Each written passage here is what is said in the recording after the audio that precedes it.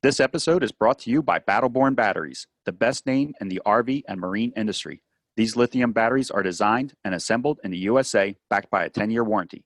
The best solution for your battery anxiety. So go check them out at battlebornbatteries.com.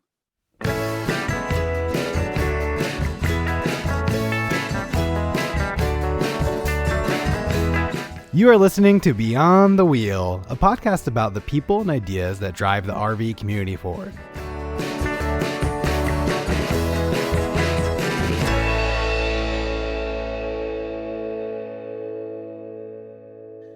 Hey everyone, and welcome to another episode of Beyond the Wheel. Have you ever started to change lanes while driving your RV only to suddenly hear honking and then receive a one-finger salute when the person passes beside you? Well, today we are talking with Augustin, who has a solution to this problem. CUB Autopart has developed an RV blind spot detection sensor that will give you confidence when making those lane changes and avoid damaging your RV. So without further delay, let's talk about this product with Augustin. Hi, Augustin. Thanks for joining us today on the show. Can you tell us a little bit about yourself and your role at CUB? Absolutely. Thank you for the opportunity. I'm the vice president of the ADAS division in North America. I have about 20 years of experience in the automotive field, and I started with CUB in 2017. And what is the ADAS division, if you don't mind me asking? ADAS is an acronym that stands for Advanced Drivers Assistance Systems. So it encompasses things basically to help people avoid collisions and accidents. Okay, so that makes sense. We want to specifically talk about CUB RV Blindspot. Can you tell us what it is and how it works? Absolutely. So we have a number of different systems available, and they cover products such as motorhomes, towables, including fifth wheels. We do a number of different variety of offerings. We're expanding between the 24 and 77 gigahertz products. So these are anywhere between current automotive standard products and getting into more futuristic products where a lot of the autonomous vehicles are heading and the technologies that they use. Does CUB stand for something? I know you spell it CUB, but is it an acronym? So the company started in 1979 in Taiwan, and the company was originally named in Taiwanese. When they did a literal translation to create an English name, the Taiwanese name or the Chinese name translates into like a little bear. So they decided that CUB would be a suitable name in English. Oh, that's pretty cool. Yeah, that's pretty interesting little fact there. Yeah, I like that. And you said that the systems work off of a 24 gigahertz and a 77 gigahertz. Can you kind of explain how does that work? Do the systems work on both and it automatically switches, or is each system designated to work in 24 or 77? So the frequencies are pretty much fixed. What ends up happening is we have a number of different chipset solutions that we can use. So these come from name brand suppliers that many people may recognize, such as Philips or Texas Instruments or ST Microelectronics, Analog Devices. These are big name brands that we use. Since we're a global manufacturer and we manufacture for the automotive space. In the case of 24 gigahertz, these are commonly what you find in a lot of the vehicles today in their blind spot systems. So if you've got a newer vehicle with blind spot detection and you were to take off the bumper shell and look inside, you'd find a radar inside. And it's probably, about 3-4 inches by 3 to 4 inches. It's a little square brick and it resides inside the bumper. So those operate typically off of 24 gigahertz. As we move into more advanced technologies or newer vehicles that require more resolution, better clarity, greater range, such as forward collision warning, those are usually found in the grille of the vehicles in the front or the front bumpers. These are typically 77 gigahertz because they see longer ranges, but they're also capable of detecting smaller objects such as pedestrians. Right now, most of our offerings right now for the RV industry are 24 gigahertz. However, we are introducing and developing a 77 gigahertz solution now, which helps with especially classic motorhomes, which have a very long swept path that typically can sometimes, you end up clipping a pole or a curb or a wall that's right in the middle because of tight turn. It's interesting that you say wall or pole. I think when I think of blind spot systems, I'm thinking just being on the highway and changing a lane. I don't think about maybe slow moving, getting around trees and stuff, but it would help in those scenarios as well. Yes, sir. So the 24 gigahertz systems are typically for situations like you described, where you're on the highway making lane changes or in the city and in relatively faster moving traffic. And then we do, with the 77 gigahertz, it's capable of low speed monitoring. So this could be if they're in the city making a turn on a curb where it's a 90-degree turn. Sometimes, there might be a pedestrian there. Maybe there's a pole there. There's a fire hydrant, a little fence line, or whatever the case may be, a scooter, a motorcycle that's sitting on a bicyclist. So these are technologies that we can employ with our 77 gigahertz technology. If I were to purchase a system, what is included with it? Today on our 24 gigahertz systems, we offer two different particular, very specific products. We offer one for towables and we offer one for motorhomes.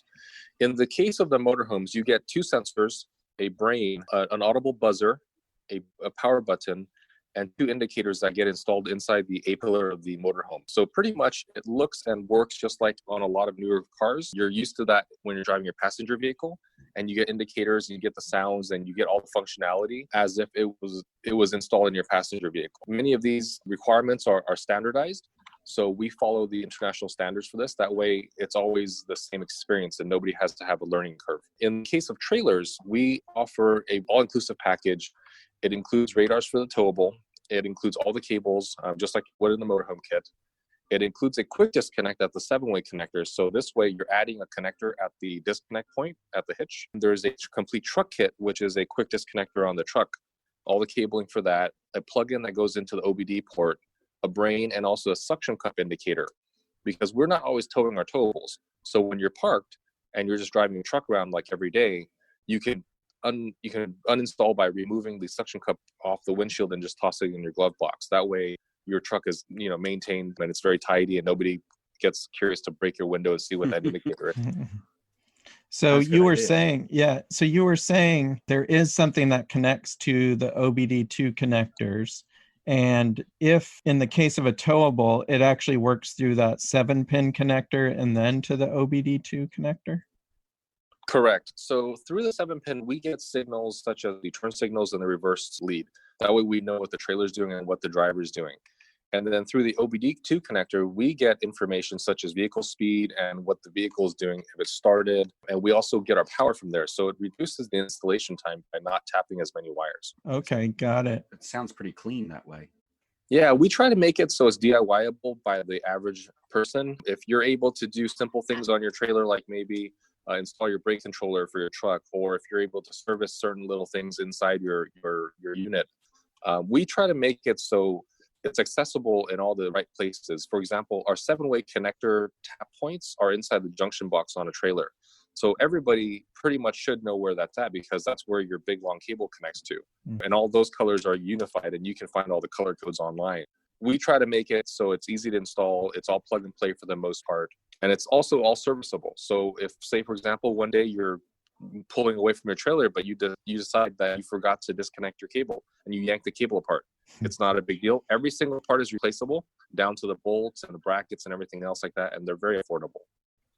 Okay. Yeah. So you wouldn't have to rebuy the entire kit again. You could get just pieces that failed. Correct. And in the case of other external parts, we actually had a lady who bought a system a couple months ago.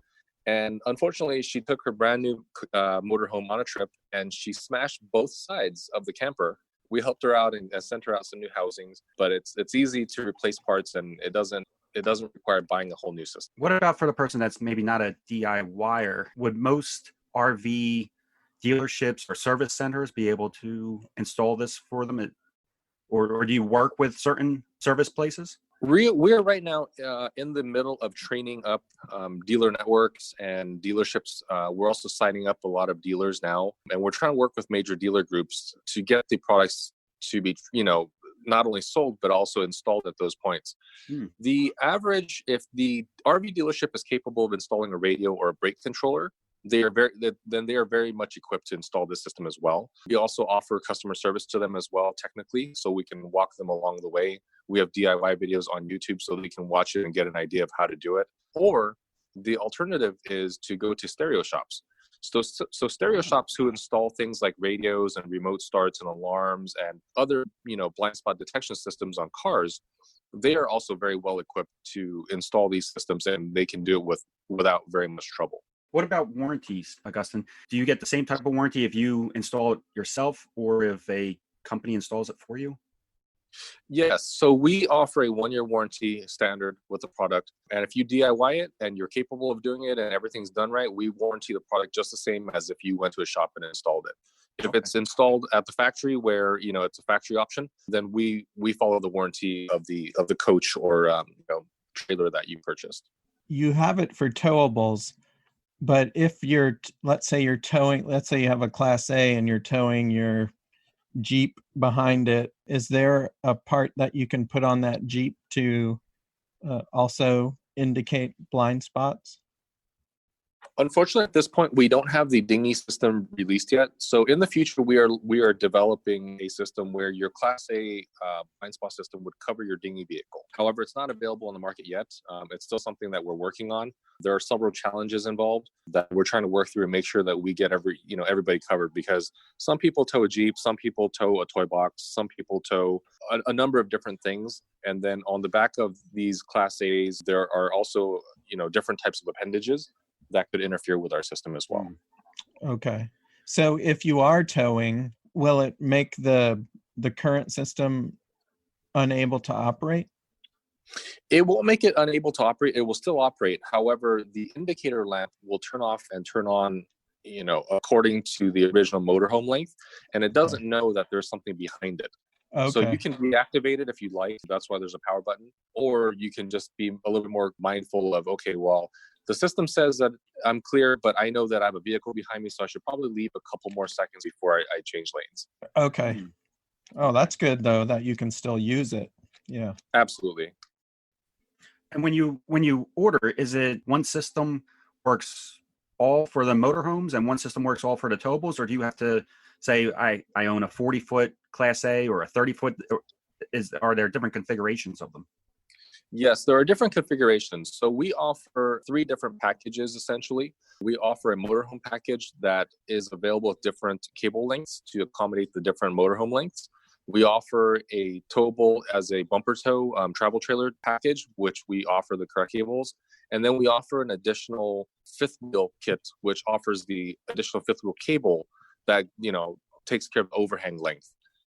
So when we get orders, we ask what type of vehicle or what type of trailer it is. That way we can include the correct cables in the system. Yeah, I didn't think about the difference between the towable and the 5th wheel. There's certainly a slight difference there.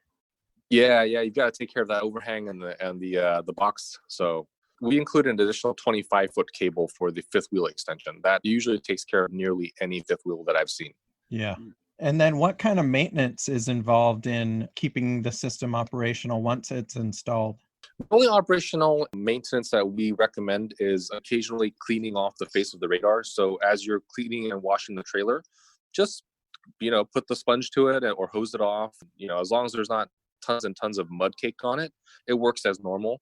The connectors, if you're in a salt area, then we just recommend, just like anything else, you flush it out with some fresh water. Otherwise, there is no maintenance for the system. I'm curious, what about rain? Does that affect the system at all? The amount of rain that would be required to affect the system would cause you to not be able to take your RV anywhere. Okay.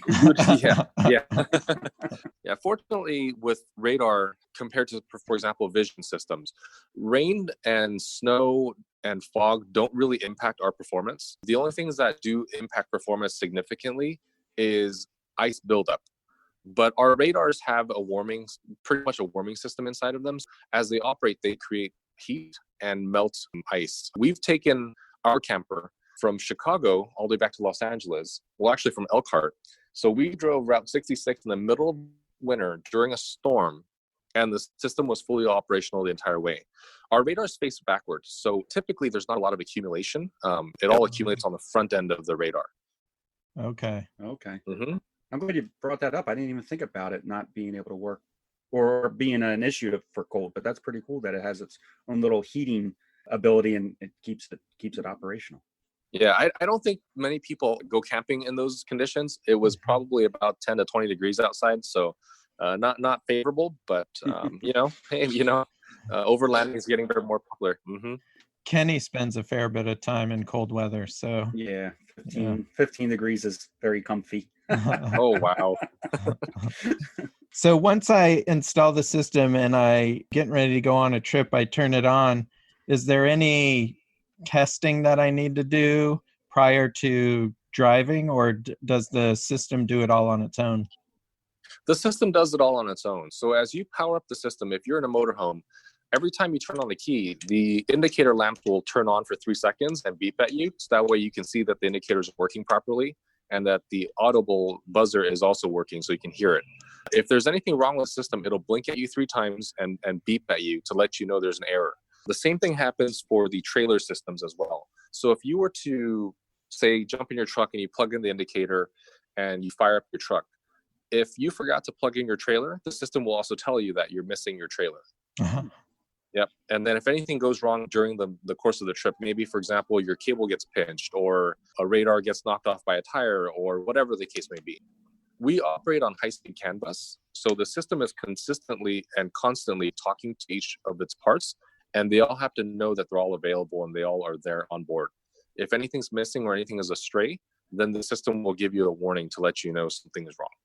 Oh, okay. Yeah, that's pretty cool. That's good. Yeah, I've actually been on several really bad highways in the US, and sometimes that cable, the connector comes loose, the connection to the truck.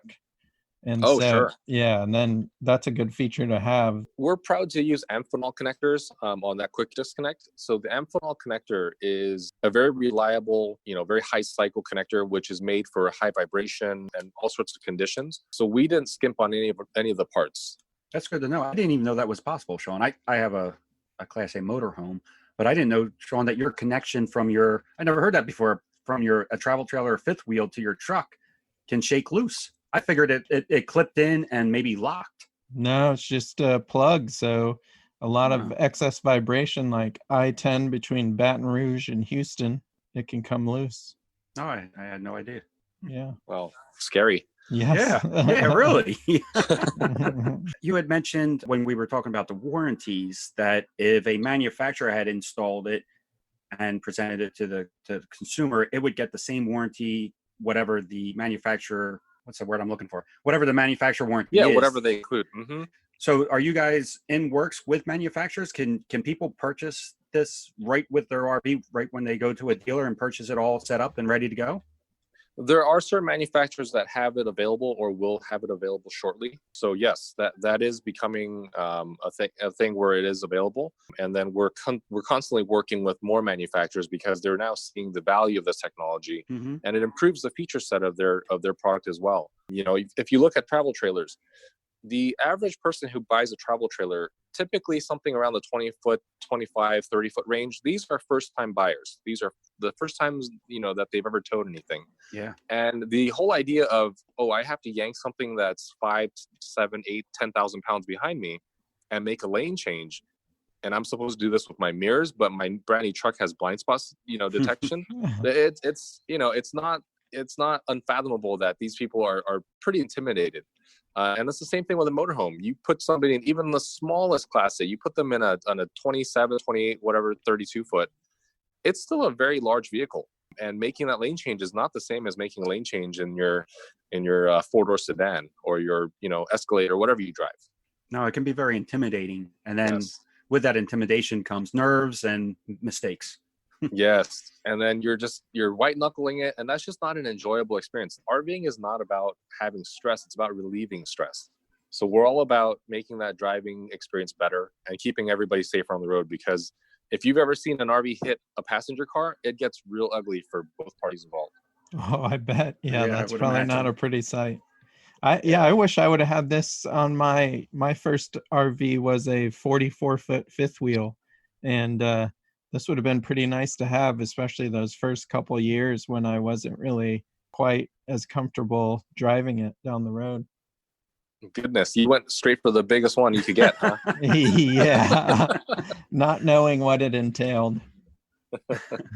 So, Augustin, a lot of the newer trucks and vehicles in general are using like blind spot technology. If Sean's truck had blind spot in it already, does it work hand in hand with the CUB blind spot? Does he have to shut one of them? Would he have to turn his blind spot off in his truck and just rely on the CUB, or do they work together? That's it's a complicated question, and the answer is also equally as complicated. Okay. So the blind spot detections that are built into the trucks, they have a couple caveats. They have maximum length. Typically, the maximum length on those, I believe, is somewhere around 30 feet or so. So if your trailer is in excess of that, the radar in the truck can't see that far. Okay. The second thing is the recommendation for those is that the trailer must be equal or narrower to the width of your truck. Otherwise, it can't see around your truck either. So it really depends. If you have a small travel trailer and you have a big truck, and if they have the towing blind spot system inside where you can accommodate to a towed item, then you could use your factory system. But rarely is that the case when we talk about RVs, and we're talking about travel trailers or fifth wheels, which are typically always wider, or in excess of that length to the truck or the tow vehicle. So that's why we find that our towable blind spot system is very helpful, despite that the auto manufacturers have made a very good effort and they have great technology. I don't knock it at all. It's good stuff, but it just doesn't work for us when we're towing RVs. Yeah, I didn't think about the width being an issue, but now that you mention it, that's probably critical. Yeah. This is how far out of the loop I am. I didn't even know that the ones that blind spots that are in truck even have the capability of watching a trailer. I thought it was just the truck itself. Yeah, some of the newer ones have the capability. They have limited capability, but nonetheless, for some people, it's awesome. If you've got a Ford, say F-150 or something like that, with the new blind spot system, and they call it a trailer bliss system, then if you're just towing a utility trailer, or you're towing, like a jet ski or something like that behind you, it's perfect. It's great for that. But when you're towing, a 27-foot travel trailer, that doesn't work so well. Or if you've got an F-350, the dually's wide at the hips, but it's not that wide at the taillights, at the tailgate. So you find that you're still in the same situation where the system is available on the truck, but you'll have to deactivate it when you use or tow, such a large RV. So on a travel trailer or fifth wheel, where does the radar actually mount? The radar gets mounted at the rear corners on the sides of the travel trailer or fifth wheel. The reason why we mount it there is typically it's an open spot. It's easy to access. If you've got things on the back like a barbecue or your bikes and things of that nature, it doesn't interfere with it. It's narrow profile, so it doesn't stick out any further than your awnings or your grip handles and things of that nature. It's a good spot. Most trailers have a skirt there at the range that we mount at. So we mount between 29 and 41 inches from the ground. So that's a really ideal location where it's really easy for most trailers to find something to mount at. Yeah, it's a good range. Yeah, so 29 to 41 inches from the ground? Correct. When you're mounting, does it come with gaskets and stuff like that? I imagine it would, for like water, to keep it water resistant and keep water out. Yes, not only to keep water out, but also so we don't, our plastics don't mar the side of your unit as well. Oh. Because with composite sides, you don't want a hard plastic rubbing on there from vibration. We know that the trailer's bouncing down the road, and everything, if it's not gasketed or insulated, then you're going to cause damage over time. I'm just curious that you seems like you've thought about a lot of stuff going into the product. How many years of development did it take to come up with this system? The system took us about a year to develop and test. I know what pains we all go through. I know what kind of service and maintenance that we all need. And we wanted to make a product that doesn't require maintenance or require a lot of care and attention. So it should be just like an automotive product where you install it and you don't have to worry about it. Yeah, I agree with Sean. You guys, it sounds like you guys thought of everything. It sounds like a very solid system. It sounds great. We appreciate that. Thank you. What is the cost of the system, or I guess depending on the configuration? And then is it available in stores, or is it only available through internet purchase? So the retail price of the system is $9.99. We have dealers set up. We're growing into more dealers. We're also currently in talks with one of the biggest, well, actually 2 or 3 of the biggest distributors for RV products. So hopefully that all works out, and then it'll make it easier for everybody to obtain the products. Otherwise, it's available on our website, rvblindspot.com. I think that's a great price. I think that's a very more than fair price for safety. Yeah, we think so as well. If you have a little tap accident, where you just happen to hit something on the side making a lane change, your repairs will easily be past $1,000. Oh, easily. Yeah. Yeah. A lot of our audience, so we have a pretty split audience. Some of them are consumers and some of them are industry. For the people in the industry, what have you guys been using as far as like getting the word out and marketing, and what have you felt has been working the best for you so far? For industry people, it's hard. We attend shows like we were at the RVIA shows. We do a lot of the other RV shows around that are local. We use Facebook. We also were at the Elkhart Open House. And of course, we're at shows like the SEMA show and the CES show in Las Vegas. So these are the biggest automotive and electronic shows that we're aware of. We have a lot of attention, but I understand that from the industry side, it's hard because it's a brand new thing. And for some people to understand, okay, well, how do I make this a good value proposition? But the reality is, if you look at all the modern vehicles, everybody on the street now that's got a car either has blind spot or knows a blind spot. And according to numerous surveys like JD Power and things of that nature, 80% of the people want blind spot detection on their cars. I don't assume that these people are not the same groups that buy RVs. Yeah, that makes a lot of sense. I think you mentioned earlier autonomous vehicles, and it seems like every year we get closer and closer to an autonomous vehicle, and certainly a lot more sophistication technically inside of vehicles, including RVs. I mean, the electronics in RVs now are pretty incredible. And so this is another piece of that puzzle of autonomy and safety.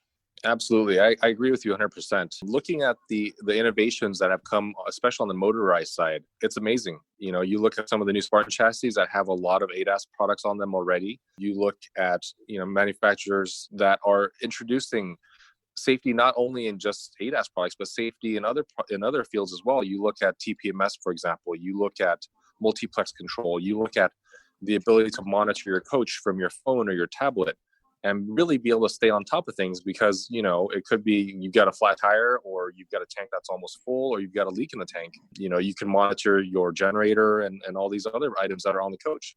It only makes sense to add all the other things to make your trip that much safer, because breaking down or having a collision mid-trip is just not fun. It ruins the fun for everybody. Same thing for trailers. It's on a trailer, it's even more difficult. You've got to monitor your tow vehicle and your coach.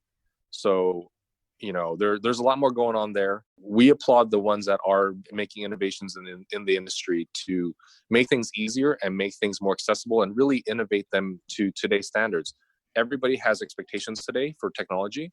And I feel like the RV industry in the last couple of years has really taken a step forward to bring RVs out of, the dark ages of just being wood and nails and nail guns, Yeah. Yeah, I've seen it growing a little faster. I think for a long time, the RV industry has been behind the times when it comes to, what's available to the automotive, but I can see a change or a shift that they are actually working towards getting a little bit more tech savvy and getting these features into the RVs. It's great.